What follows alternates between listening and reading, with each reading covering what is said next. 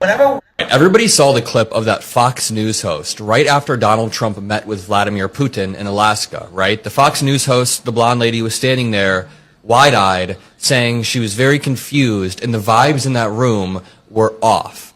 Now we are getting more reporting saying that Caroline Leavitt herself was quite shaken up after the meeting, that, again, the vibe in the room was very off-kilter, and that when they walked out, Trump and Vladimir Putin, for what was supposed to be a joint press conference, Putin actually began speaking first, which caused all of the press to throw their headsets on and shuffle to get their stuff together.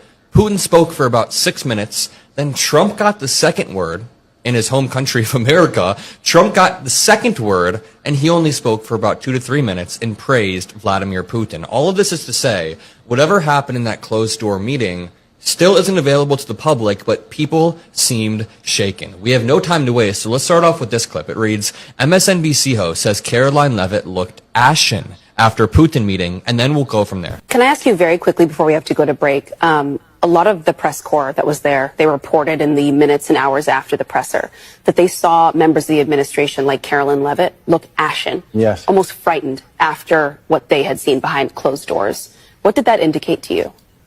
Well, first, we should all be glad that we did not go to Alaska, because I was in Helsinki with you and I was in Geneva when President Biden met. They traveled a long ways for nothing in return, those journalists, right? But that suggests to me that this was a bigger disaster than they're leading on. To your point, they're trying to spin it, although they're not even trying to spin it. That's a really interesting thing. When I worked at the White House and we would have meetings like this, I was the SAO, the senior administration official that would call up journalists, that would call the New York Times to say this is what was discussed, to push it this way.